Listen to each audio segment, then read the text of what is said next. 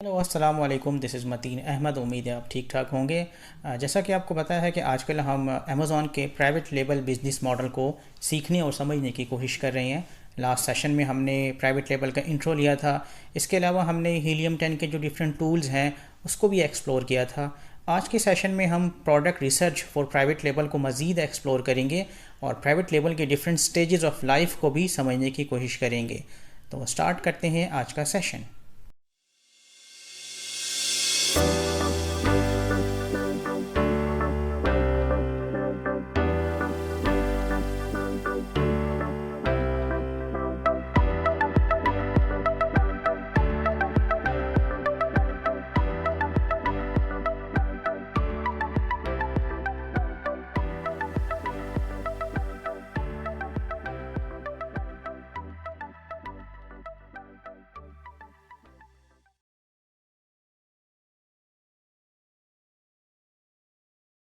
Okay, हमने किन किन चीज़ों का ख्याल रखना है वाइल हंटिंग। हमने हंटिंग करते हुए किन किन चीज़ों का ख्याल रखना है, इसको आप नोट डाउन कर लें ताकि जब हम काम करें तो आपके जहन में हो।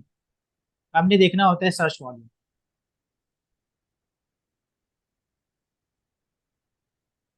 सर्च वॉल्यूम कितना हो, किस मार्केट का कितना हो। हम किसी एक मार्केट को टारगेट करेंगे, हम कोशिश करेंगे यूएसए की मार्केट को करेंगे, बिकॉज जो भी मोस्ट ऑफ द ज़्यादातर लोग जो एज अ वर्चुअल असिस्टेंट काम करेंगे वो यूएसए की मार्केट को करेंगे। यूके की मार्केट में भी करते हैं, बस थोड़ी सी कॉम्प्लिकेशन होती है, लेकिन यूएसए की मार्केट में करेंगे। इसके अलावा उसकी रिव्यूज़ और रेटिंग कितनी हो। Reviews, what's the difference between reviews and rating. Reviews basically होते हैं जो किसी ने भी अपनी प्रोडक्ट पे परचेज करने के बाद कमेंट किया हो, 2 से 3 सेंटेंसेस लिखा हो, mean this is a very good product, this is not a good product, this product is very good, it's very useful. Rating क्या होती है, जो आपने नंबर्स दिए होते हैं 1 to 5। रेटिंग से मुराद होता है अगर आपने 5 रेटिंग दे दी है, 5 स्टार जो दे दिए हैं, तो it means the product is very good. अगर आपने 1 दे दिया है तो product is very very poor. तो रिव्यूज का मतलब होता है कि आप जो कमेंट कर रहे होते हो, इन लोगों ने कमेंट किए हैं। और रेटिंग का मतलब होता है कि आप किसने उसको स्टार्स दिए हुए हैं, 3 स्टार दिए हुए हैं, 4 स्टार दिए हुए, 5 स्टार दिए हुए हैं। तो हमने ये भी देखना है कि उसके रिव्यूज कितने हों, प्रोडक्ट के रिव्यूज कितने हों। जो सेलर बैठे हैं उसके 2,000 रिव्यूज हो, 3,000 हो, 4,000 हो, 5,000 हो। और उसकी रेटिंग कितनी हो, 4.3 मिनिमम रेटिंग हो, मिनिमम रेटिंग 4.7 हो या कितनी, वो हम देखेंगे। इसके अलावा हम देखेंगे मंथली सेल्स एंड रेवेन्यू, कि जो भी हम प्रोडक्ट सर्च आउट करने लगे हैं उसकी मंथली सेल्स कितनी है। अगर हम ऐसी प्रोडक्ट को कभी भी सेल आउट नहीं करेंगे जिसकी मंथली सेल फॉर एग्जांपल 50 हो, अगर 50 वो खुद बंदा कर रहा है तो आप क्या करोगे, आप तो एक भी नहीं कर पाओगे। उसके रेवेन्यू कितने हो, तो वो भी एक क्राइटेरिया है कि कितने होने चाहिए मिनिमम और मैक्सिमम। इसके अलावा कैटेगरी कौन सी, कैटेगरी के मैंने आपको बता दिया कौन सी होनी चाहिए। ओके, ओपन कैटेगरीज में हो, गेटेड कैटेगरीज में, सॉरी अनगेटेड में। अगर गेटेड में जाएंगे आप कर सकते हैं, लेकिन आपको काफ़ी ज़्यादा एज अ बिगनर कभी भी रिकमेंड कोई भी नहीं करेगा आपको, बल्कि कोई एक्सपीरियंस पर्सन के लिए भी कोई लोग रिकमेंड नहीं करते कि आप गेटेड में जाएं। इसके अलावा उसका पैकेट साइज कितना हो।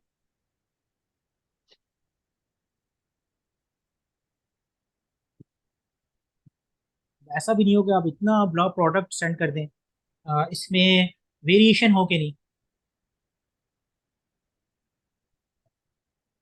वेरिएशन से मुराद क्या होती है, for example if you are selling a T shirt, अब टी शर्ट्स में साइज की और कलर की काफ़ी वेरिएशन हो जाती है।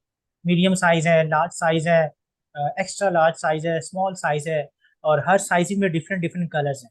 तो हम किसी ऐसी प्रोडक्ट में नहीं जाते जिसमें वेरिएशन बहुत ज़्यादा हो। इसकी क्या रीज़न है वो हम बाद में देखेंगे। ओके, इसके अलावा बीएसआर कितना हो, मीन्स मैंने बताया था कि बीएसआर जितना कम हो वो प्रोडक्ट उतनी ही सेलेबल होती है, उतनी ज़्यादा सेल आउट होती है अमेजोन पे। और with the passage of time BSR constantly change हो रहा होता है। अगर आप किसी प्रोडक्ट में जाएं और आप यहाँ पे कंट्रोल एफ करके बेस्ट लिख दें, तो बेस्ट सेलर रैंक लिख दे, तो आपको बता देगा कि इसका अमेजोन पे जो रैंक है वो कितना है। हाँ, कहाँ पे होगा ये, आई थिंक मुझे पता चला। ये देखें, बेस्ट सेलर रैंक है जो मैंने प्रोडक्ट को ली हुई है, इसका 620 है। ठीक है। तो ओके, ये सारी चीज़ें आपके जहन में होनी चाहिए। इसके अलावा और क्या चीज़ हो सकती है? कॉम्पिटिटर। हमने एक प्रोडक्ट रिसर्च करनी है, तो आपको अपना कॉम्पिटिटर पता होना चाहिए कि आपने किसको कॉम्पीट करना है। आपने किसी ऐसे बंदे को कॉम्पीट तो नहीं करना है कि जो बहुत बड़ा ब्रांड है, जिसका रेवेन्यू लाखों में है। और आपने उस किसी ऐसे को भी कॉम्पीट नहीं करना जिसका जिसका रेवेन्यू ना होने के बराबर है। तो आपने एक कॉम्पिटिटर तलाश करना होता है जिसको आप कॉम्पीट कर सकें, जिससे अपने आप को कंपेयर कर सकें। तो आपको कॉम्पिटिटर क्या होना चाहिए? ओके, अब एक और जो इम्पोर्टेंट चीज़ है जो नॉर्मली लोग कंसिडर नहीं करते वाइल सर्चिंग द प्रोडक्ट, किसी भी होलसेल में जाएं या पीएल में जाएं, बहुत इंपॉर्टेंट चीज़ है जो लोग देखते ही नहीं है, उसको बिल्कुल इग्नोर कर देते हैं। किसी भी प्रोडक्ट की जो मुख्तलिफ स्टेजेस होती हैं, कि किसी भी प्रोडक्ट जो लाइफ स्टेजेस होती हैं, stages of life product,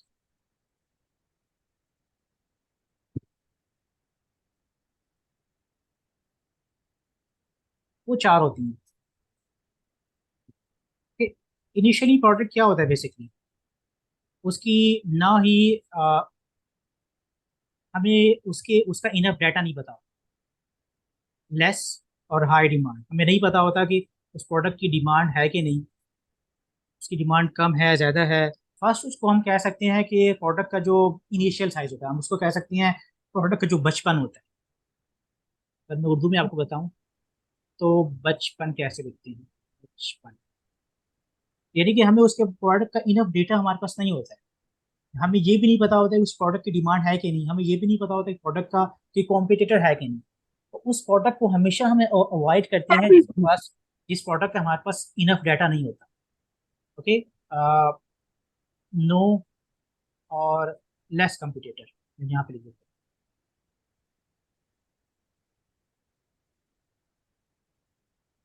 okay, जो सेकंड उसकी स्टेज होती है वो होती है हाई डिमांड। प्रोडक्ट की डिमांड बहुत ज़्यादा हो जाती है। ओके, बट उसका जो कंपटीशन होता है वो बहुत लेस होता है।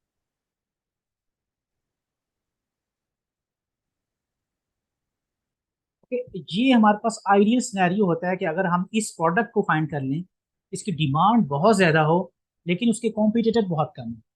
और ये जो इसको हम कह सकते हैं, अ, इसको मैं क्या कहूँ, इसको हम कह सकते हैं, उर्दू में क्या कहेंगे, लड़कपन।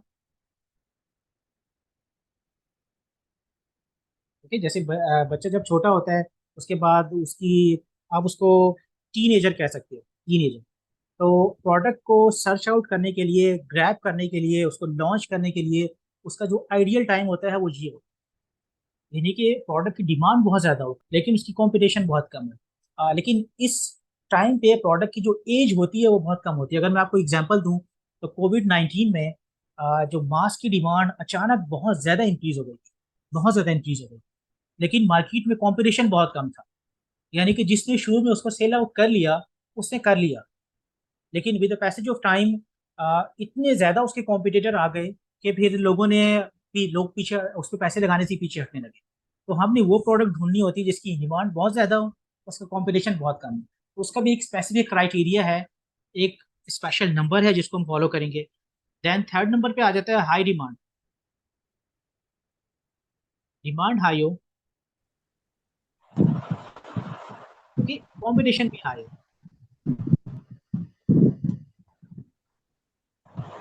अगर आपको इसको हम कह सकते हैं जवानी, प्रोडक्ट की जवानी। अगर आप कोई प्रोडक्ट मिल जाता है जिसकी डिमांड भी ज्यादा और कंपटीशन भी ज्यादा है, तो आपको बहुत सोच समझ के उस प्रोडक्ट पे जंप करना होता है। आपको अच्छी तरह मार्केट का तज्जिया करना होता है, उसको एनालाइज करना होता है। इसके बाद आपको अच्छी खासी करनी होती है, बिकॉज प्रोडक्ट की डिमांड भी है, कंपटीशन भी है। तो उस कंपटीशन में आप कैसे अपनी अपनी चीज को सेल आउट कर सकते हो। तो नॉर्मली इस क्राइटेरिया को भी लोग फुलफिल करते हैं।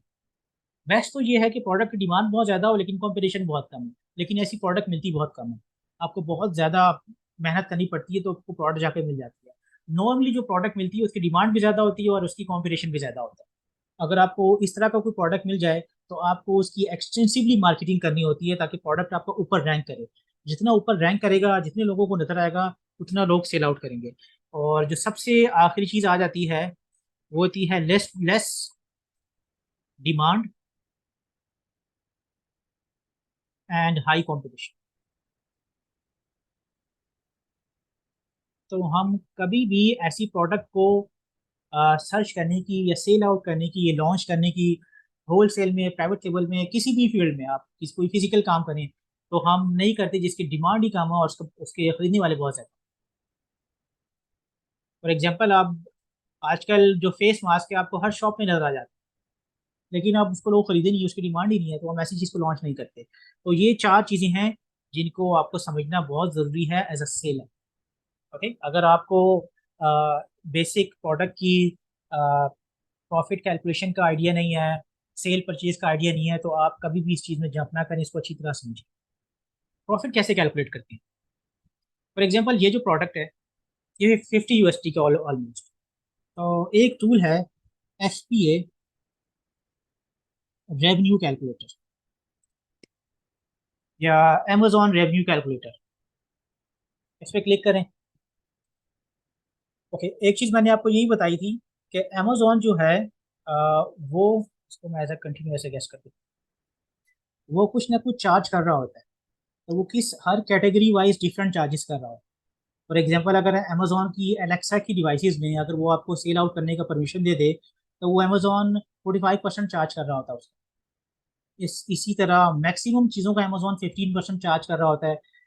कुछ प्रोडक्ट्स का अमेजोन 8% चार्ज कर रहा होता है। ओके, मैं किस चार्ज की बात कर रहा हूँ? जो अमेजोन अपना प्लेटफॉर्म आपको दे रहा है यूज़ करने के लिए, उसकी चार्ज, उसकी बात कर रहा हूँ। जो अमेजोन पे अपनी प्रोडक्ट लगा रहे हो तो अमेजोन वो जो चार्ज कर रहा है उसकी भी बात कर रहा हूँ। ओके, फॉर एग्जाम्पल, मैं चाहता हूँ कि ये जो प्रोडक्ट है इसका मैं प्रॉफिट कैलकुलेट करूँ। तो मैं क्या करूँगा? मैंने आपको पहले बताया था, आपको एसिन का पता होना चाहिए। मैं इस प्रोडक्ट का जो एसिन है वो कॉपी किया मैंने, और मैंने इसके रेवेन्यू कैलकुलेटर में यहाँ पे लिखा हुआ है सर्च SKU टाइटल, मैंने इसको यहाँ पे पेस्ट कर दिया और यहाँ पे मैंने सर्च कर। देखें, यही प्रोडक्ट थी जो मैंने यहाँ पे ओपन की हुई है। अगर आपको यहाँ पे नजर आए, ये प्रोडक्ट मैंने एक्चुअली काफ़ी ज़्यादा एक्सटेंशन लगाई हुई है, दैट्स वाई ये काफ़ी ज़्यादा चीज़ें शो हो रही हैं। यही प्रोडक्ट है। मैंने इस वेबसाइट पे क्लिक किया, इसका जो एसिन है, इसका जो कीवर्ड है, टाइप किया, तो उसकी प्राइस भी उसने एज इट इज उठा लिया। 49.99 थी। ठीक है, यहाँ से जो प्राइस नज़र आ रही है आपको, तो वो एज इट इज यहाँ पे आती है। ये देखें, अमेजोन इसका कितना चार्ज कर रहा है। अमेजोन की फीस कितनी है इसमें? $8.49। ये कौन सी फीस है? अमेजोन का, अमेजोन के प्लेटफॉर्म को यूज करने की फीस है, जो अमेजोन का प्लेटफॉर्म यूज कर रहे हो। अमेजोन ने आपको एक सेलर अकाउंट क्रिएट करके दिया जहाँ पे अपनी प्रोडक्ट आप लिस्टिंग कर रहे हो। एक और फीस है फुलफिलमेंट कॉस्ट। ये कौन सी कॉस्ट है?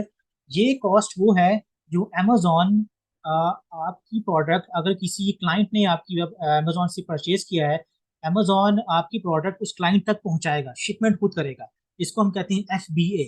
तो ये जो प्राइस है ये FBA की प्राइस है। में आ रही है। आप सोर्सिंग करते हो अलीबाबा से, कोई भी प्रोडक्ट आपने ढूंढी, अलीबाबा से सोर्सिंग की, उसको आपने शिप करवा दिया अमेजोन के वेयर हाउस में। अमेजोन के वेयर हाउस में जाने के बाद आपकी जिम्मेदारी खत्म हो गई। आपने ऑलरेडी लिस्ट किया हुआ है। कोई भी क्लाइंट आएगा वहां से परचेस करेगा, अमेजोन को नोटिफिकेशन जाएगा, अमेजोन वो प्रोडक्ट को पैक करेगा, उसमें लेबलिंग करेगा और उस क्लाइंट को शिप कर देगा, उसके घर पहुंचा देगा। और आपसे कितना लेगा? एक प्रोडक्ट के 8.45 USD। पहला जो है अमेजोन फीस है वो बेसिकली आपका जो प्लेटफॉर्म यूज कर रही हो इस कैटेगरी में, इस कैटेगरी के अमेजोन ये चार्ज कर रहा है। जो भी कैटेगरी है जो मैंने आपको बताई थी, आई थिंक ये किचन है, होम एंड किचन की कैटेगरी, अमेजोन ये 8.49 चार्ज कर रहा है। फुलफिलमेंट जो कॉस्ट है वो अमेजोन को 8.45 USD चार्ज कर रहा है। ओके, स्टोरेज कॉस्ट जो है, ऑब्वियसली अमेजोन के वेयर हाउस में आप चीज़ भिजवा रहे हो तो अमेजोन ने कहीं स्टोर तो करना है ना। तो अमेजोन हर प्रोडक्ट की स्टोरिंग की कॉस्ट ले रहा होता है। फर्स्ट मंथ में वो कुछ भी नहीं ले रहा होता, फ्री। फर्स्ट मंथ जो वेयर हाउस की कॉस्ट होती है, जो भी उसका रेंट होता है, वो फ्री होता है आपकी प्रोडक्ट का। नेक्स्ट मंथ से वो अमेजोन चार्ज। ठीक है। तो फॉर एग्जाम्पल, मुझे ये प्रोडक्ट अली बाबा से मिल गई है 20 USD से या 15 USD से, तो मैं यहाँ पे 15 USD लिखूंगा।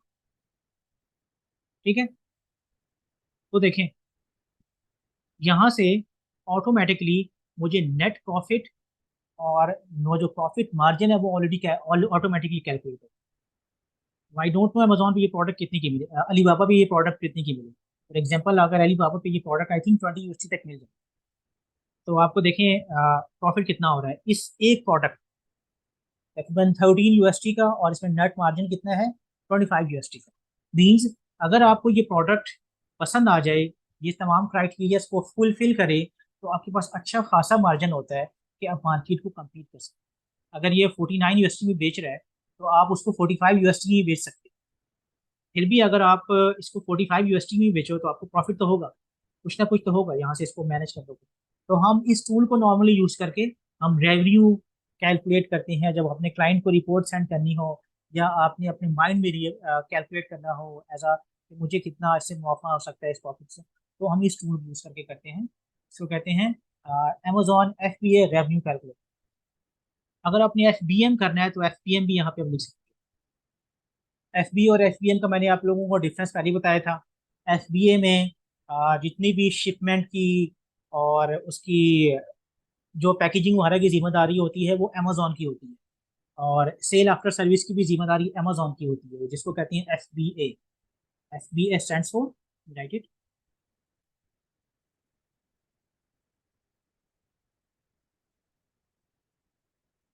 फुलफिलमेंट बाय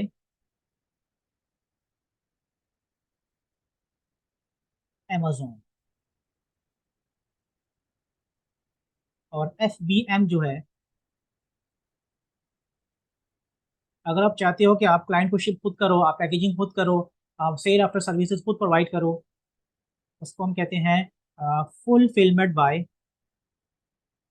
स्पेलिंग आप लोग ठीक कर लेना यार, मुझे नहीं समझ आ रहा स्पेलिंग ठीक है, बाय मर्चेंट। मर्चेंट बेसिकली ताजिर को कहते हैं, जो बिजनेसमैन है उसको कहते हैं मर्चेंट। तो ये बेसिक सा फर्क होता है FP और FP में, पता होना चाहिए। तो ये कैलकुलेटर बोथ के लिए। Okay okay, then I think आज की क्लास को हम फिनिश करते हैं। बाकी जो चीज़ें हैं हम इंशाल्लाह इसको कल देखते हैं। तो ये तो था आज का सेशन, उम्मीद है आपको पसंद आया होगा। कोशिश करें कि वीडियो को एंड तक देखें और जो भी क्वेश्चन आपके माइंड में आ रहा हो उसको नोट डाउन कर लें। Then you can ask me on the comment session. मेरा व्हाट्सएप भी गिवन है, मेरा ईमेल भी गिवन है, तो आप मुझसे वहाँ पर भी डिस्कस कर सकते हैं। तो फिर मिलते हैं next time. Till then take care, अल्लाह हाफिज़।